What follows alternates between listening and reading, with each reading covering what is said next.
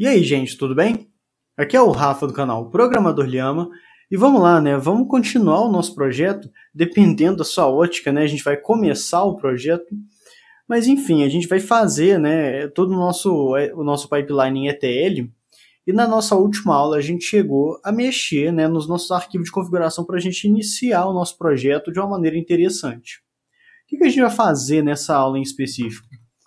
Bom, eu mostrei esse diagramazinho aqui nas últimas aulas, né? E o que a gente vai fazer agora? Antes da gente entrar para o pipeline propriamente dito, para a estrutura dele, a gente vai criar alguns elementos nessa nossa pasta de drivers. Para quê, né? Para que a gente tenha um maior acesso e uma maior maleabilidade de alguns elementos que a gente vai precisar. E vamos lá, qual que vai ser o primeiro elemento na nossa pasta drivers que a gente vai fazer? Bom, antes, deixa eu criar uma pasta aqui, olha, src. Vou colocar um arquivo init.py aqui. Vou colocar também uma nova pasta chamada drivers. Colocar o init aqui também para a gente conseguir modularizar o nosso projeto. E aqui dentro do drivers, eu vou colocar um outro arquivo que vai se chamar http requester.py. Ou seja, a gente vai fazer um elemento, né? Na verdade vai ser uma classe para a gente ficar buscando elementos a partir de requisições HTTP. Como assim? E por que isso daqui é importante para a gente? Vamos lá. Eu estou aqui, olha, aquele site, né, que eu apresentei do DigitalOcean, que é exatamente um site da National Gallery of Art dos Estados Unidos, né? Bem americano pra caramba. E o que acontece? Toda vez que a gente acessa uma URL, sabe o que a gente está fazendo? A gente está fazendo uma requisição GET. Literalmente, toda vez que a gente chega aqui no nosso browser, ele está pegando uma certa informação de um HTML e depois ele está lendo e expressando aqui, né, no nosso browser. Ah, Rafa, não, você está de brincadeira que é isso que acontece. Vamos lá, vamos tirar a prova. Eu estou aqui, olha, no Postman, e o que eu vou fazer? Eu estou exatamente na mesma URL, né? Estou com get aqui. Na hora que você mandar um send, vai aparecer isso aqui. Aí tem aqueles espertinhos lá. Ah, já deu erro. Não, cara, isso daqui é exatamente o HTML que está naquele site. Olha, ele tem o body, ele tem todas as divs aqui, olha. Né? Por exemplo, tem aqui, olha, as referências, né? Tá tudo aqui. Aquele site ali que foi expresso, né? Ele tá todo descrito aqui, olha, só aqui em HTML. O browser está chegando e está traduzindo isso daqui para uma apresentação um pouco mais visível para a gente. E é esse HTML aqui que vai ser interessante para a gente começar a tratar, porque a gente vai exatamente pegar as informações dos artistas que estão aqui, olha, e a gente vai salvar essas informações, que é não só o nome do artista e tudo mais, mas o link, o ID desse artista que é apresentado nesse site aqui da galeria. Então, vamos lá. Como que a gente vai agora mexer nesse nosso arquivo aqui de requester? Class http requester. Eu geralmente deixo o nome das minhas classes bem parecido com o nome dos arquivos, né? Já fica a dica. E a gente vai ter aqui, olha, vamos colocar o seguinte, def init. Eu estou criando aqui, olha, um método construtor. No nosso método construtor, self, dois underlines para a gente falar que é um atributo privado, URL é igual a aquela URL que a gente estava mexendo. Eu vou copiar e colar aqui. Beleza. Eu acabei de colocar, olha, um atributo que é aquela minha URL. O PyLint está falando, meu amigo, você não está usando isso daqui, mas a gente vai começar a usar, porque eu vou criar um outro método que se chama request from page, colocar um self aqui para a gente falar que a gente está no contexto dessa nossa classe. Daqui a pouco eu vou tipar, mostrar qual que vai ser o meu retorno. Mas beleza, agora a gente precisa fazer a nossa requisição. Para isso, a gente vai utilizar, né, um pacote do Python, que ele é muito interessante, na verdade ele é bem batido também, que é o requests. Eu vou copiar aqui, ó. Copiamos, né? A partir do pip, eu vou colocar aqui no nosso terminal e colocar um pip3 install. Pip3 install requests. Lembrando que, olha só, eu estou no ambiente virtual. Então ele vai criar lá no Venv. E lembrando que o VS Code está apontando para o Venv também, né? Lembra da aula passada. Se você não assistiu, meu amigo, volta lá. Tem moleza aqui não. E vamos lá. Import requests. PyLint vai ficar falando, meu amigo, você não está usando. Calma, só. Eu vou chegar aqui, olha. Response é igual a requests.get e a gente vai colocar aqui nada mais nada menos que self.url. Se você está com dúvidas, né, por exemplo, em objetos e tudo mais, lembra que eu tenho também nesse nosso canal aqui do Programador Lema toda uma playlist a partir, né, do que eu vou falando sobre orientações a objetos em Python. Então vamos lá, vamos continuar aqui.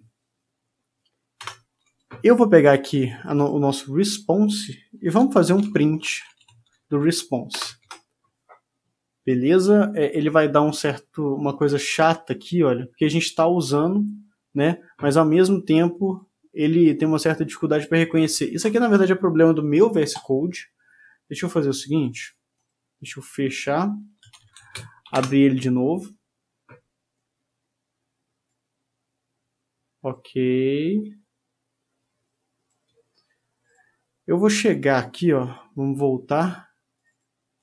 Aí ele parou, tá vendo? É o meu VS Code mesmo. Vamos lá, como é que eu vou rodar esse nosso método aqui, né? Então, a gente vai rodar isso aqui a partir dos nossos testes unitários. Como é que a gente vai fazer teste disso aqui? Aqui na nossa pasta drivers, eu gosto, deixa eu já me adiantar e copiar o nome desse arquivo aqui, olha. Colocar um outro arquivo com o mesmo nome do arquivo que eu quero testar, só que colocando um underline teste na frente, .py. Aí vai ficar interessante, porque a gente vai ter o arquivo em si, né, que eu quero testar, e logo do lado a gente vai ter o teste dele, bem colocado, né? Não precisa de criar uma pasta aqui fora chamada testes para fazer isso não. Mas enfim, como que a gente vai fazer isso daqui? Eu vou utilizar também uma outra biblioteca, Python PyTest. Eu vou deixar o link, né, do PyTest aí nas descrições, mas ele é o seguinte, olha, ele consegue mostrar pra gente se algum teste em si deu falha, né? E ele consegue mostrar, olha, foi isso daqui que deu falha. Por exemplo, olha, ele está vendo se o incremento de 3 é 5. Não, não é. Ele vai mostrar qual que é o nosso erro. Isso aqui é uma biblioteca bem interessante na minha visão, para falar a verdade. Eu prefiro ela do que aquele unit test que o Python tem. Vamos lá. PyTest pip. Aqui tá, né? Lá no pipe, como que a gente instala o PyTest. Puxa aqui. pip3 install PyTest. Tá colocando todos os elementos que a gente precisa, né? Lembrando que lá no requirements.txt, quando a gente fizer o nosso commit, vai vir tudo para cá. Então, beleza. E agora, o que a gente vai fazer? Eu tenho essa classe, não é? Vamos lá. From.http_requester import a nossa classe http_requester. Como é que o PyTest funciona? Eu já até fiz um vídeo aqui sobre testes unitários, depois você pode dar uma olhada, o link vai estar nas descrições, né? Mas é o seguinte, por hora a gente vai fazer o seguinte, a gente vai ter sempre um método, né, uma função, na verdade, estou gaguejando aqui, que vai começar com o teste underline. E aí a gente coloca exatamente o nome do método que a gente está testando, request from page. Beleza, em formato de função. E aqui a gente vai começar as nossas brincadeiras. Olha só, eu vou colocar aqui, olha, HTTP requester, que vai ser um objeto da nossa classe HTTP requester, beleza? Não confunde com diretório, isso aqui é um objeto.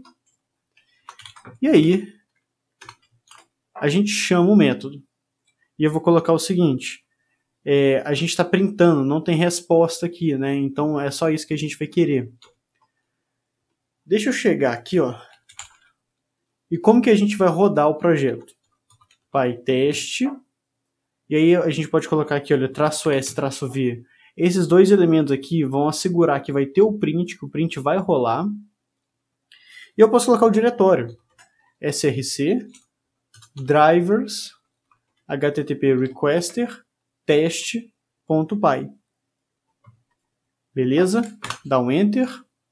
Olha, ele rodou. Ele mostrou aqui, olha, response 200. Sabe o que é isso? A gente tem um objeto que se chama response, que é a resposta dessa nossa requisição aqui. Mas a gente pode ir além, porque tem alguns outros atributos aqui que a gente pode usar. Por exemplo, ponto status code. A gente vai mostrar qual que é o status code da nossa requisição. E agora vamos lá, eu quero ver o HTML. Posso colocar response.text. E aí, vamos rodar de novo. Aqui, olha. Olha o que vai acontecer. Ele vai retornar, olha, deu passed. Né? A gente conseguiu fazer o nosso teste. É claro que ele não está nem um pouco bonito. Mas olha, a gente conseguiu todo o HTML que vinha, né, lá na nossa página. Olha só, aqui está sendo o fechamento de uma tabela, aqui são os elementos, né, que a gente tem nas tabelas. Isso aqui é até interessante, né, porque olha só, isso aqui, olha, é o nome de um pintor, né, de um artista. E aqui está o link dele. Aqui, ó. É exatamente isso que a gente vai tirar, tá? É exatamente isso aqui que a gente vai fazer o scrapping daqui a pouco. Mas enfim, a gente tem todo o HTML aqui, ó. E nota que a gente também, vamos lá, tem um 200 aqui. Esse 200 aqui, olha, é o status code que a gente printou aqui, ó. E o que eu vou querer de resposta? Esses dois elementos. Então, a gente vai chegar e vai fazer o seguinte, olha. Eu quero retornar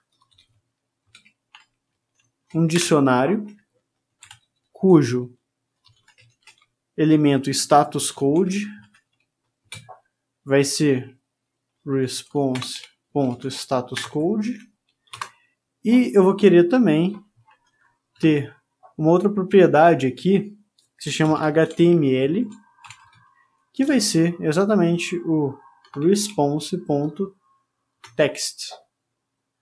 Esses elementos aqui não vão entrar mais no nosso código, então a gente pode tirar e beleza. E vamos fazer o seguinte, vamos indicar aqui, olha, no nosso método que a gente está retornando um dicionário. Eu posso chegar aqui, olha, from typing import dict. Isso aqui é nível de documentação, para ficar um pouco mais legível o nosso código. Eu estou retornando um dicionário que lá dentro dele tem um inteiro e uma string, que é o status code e o HTML. Beleza, retornamos isso aqui. Eu vou agora colocar aqui, olha, request response é igual a resposta que a gente vai ter disso aqui. E vamos fazer o print desse request response. Vamos ver o que vai acontecer, o que a gente vai receber. Deixa eu só fazer um print em branco aqui, ó, para a gente separar ali na nossa resposta do PyLint. Mas beleza. Vamos rodar de novo. Beleza. O HTML está todo aqui, olha. Mas o que quer dizer? Olha essa chave fechada aqui, ó. É exatamente o retorno de um dicionário. A gente conseguiu, olha, retornar um dicionário que a gente tem esse status code aqui, olha, com 200, e o HTML aqui, que é o próprio HTML que a gente requisitou lá da página, né? Então, é isso daqui que a gente estava precisando. Ok, eu já sei que isso daqui funciona, mas é o seguinte, toda hora que eu chegar aqui, né, e ter que ficar utilizando essa propriedade, né, PyTest e tudo mais, nota que o nosso teste ele sempre vai ficar demorando. O nosso projeto está atrelado à requisição nessa URL. E isso aqui é chato. Isso aqui não é legal da gente ficar toda hora que a gente tem que rodar os nossos testes ir lá na nossa URL e pegar isso aqui. É melhor que a gente chegue e faça o seguinte. Eu vou aqui no nosso teste, né, fazer o seguinte. Eu vou instalar um outro pacote que ele chama requests mock. Por quê? Vamos lá. Deixa eu demonstrar. É melhor demonstrar do que explicar propriamente dito, né? Melhor que pegue a essência. Eu vou colocar aqui, olha, pip3 install requests mock. Instalamos tudo que a gente precisava. Aí aqui, olha, no nosso teste, o que a gente vai fazer? Aqui, olha, na nossa entrada da função, faz o seguinte. Requests _mock. Eu vou pegar aqui, olha, falar que a minha URL é exatamente igual à URL que a gente está fazendo a nossa requisição. Ok. Eu vou colocar também, olha, que request mock.get vai ser exatamente URL, status code vai ser 200 e eu vou colocar aqui, olha, text alguma coisa. O que quer dizer? O que eu acabei de fazer? Deixa eu abrir um pouco mais aqui. É o seguinte, em vez da gente chegar e toda hora ter que ficar fazendo uma requisição lá para a internet, lá para o protocolo HTTP, para essa URL aqui, o que eu estou fazendo? Eu estou fazendo o seguinte, olha, não precisa. Quando você fizer uma requisição para essa URL aqui, olha, ele vai bater lá no requests mock. E aí, ele mesmo vai similar, ele vai criar, né, ele vai assim, mocar mesmo o tipo de resposta quando a gente acessar essa URL. Deixa eu te mostrar isso. Deixa eu colocar um print aqui, olha. Request response.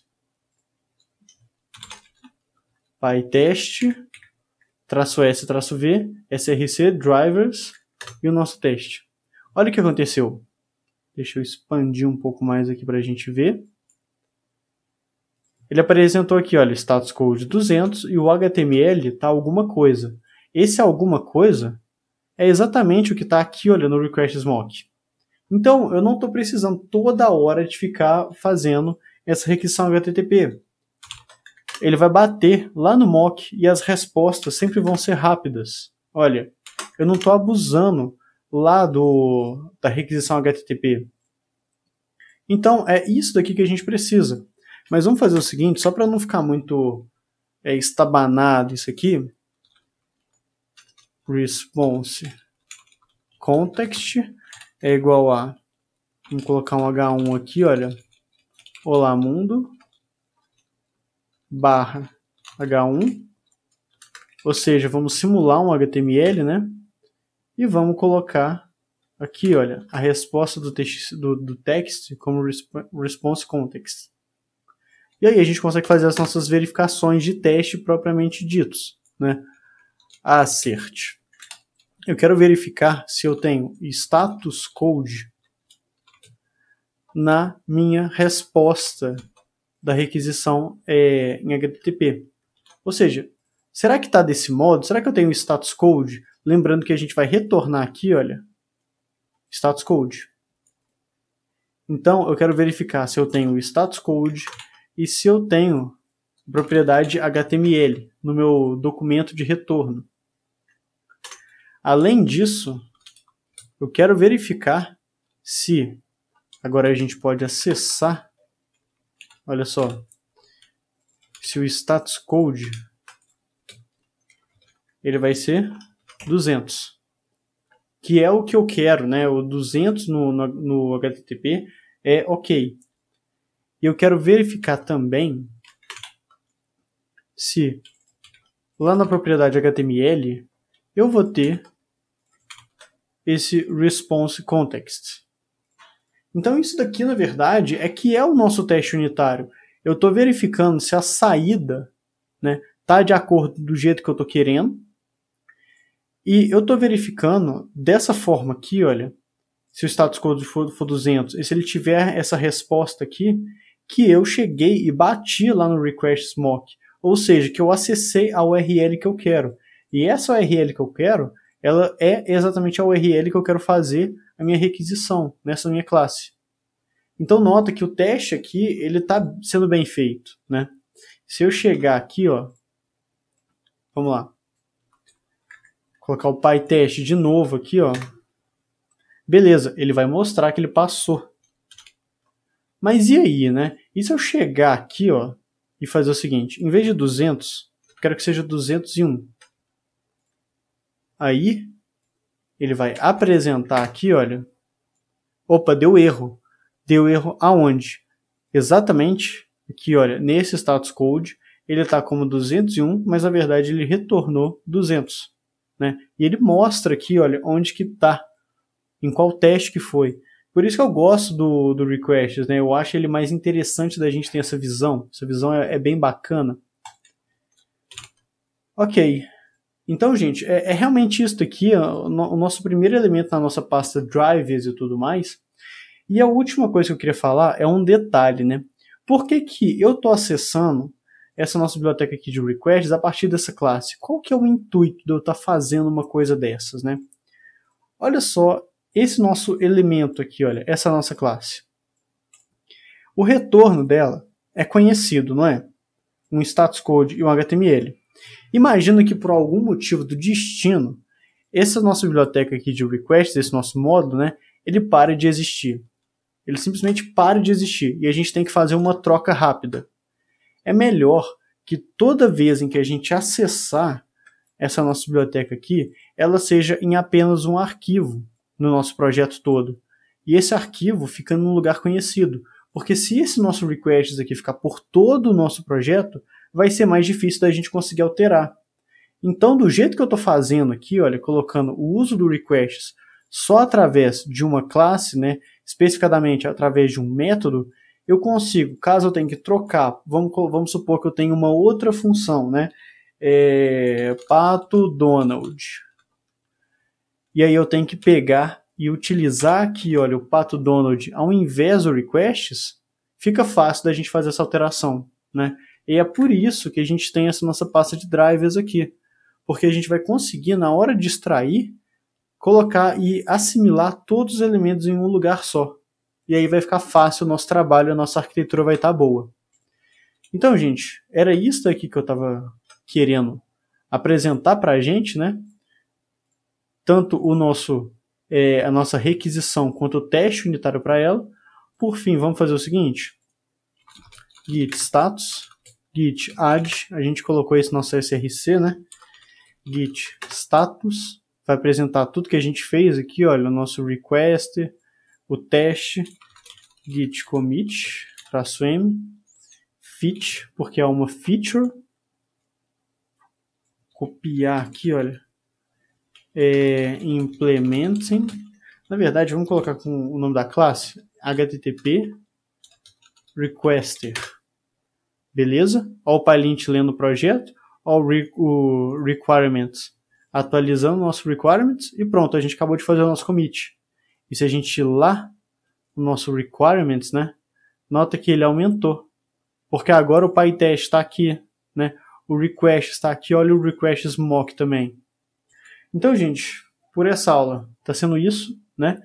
É interessante a gente fazer esse módulo aqui com um pouco mais de detalhamento, né? Depois a gente já vai mexer no Beautiful Soup na nossa próxima aula e a gente vai começar também, né, a extrair os elementos propriamente ditos.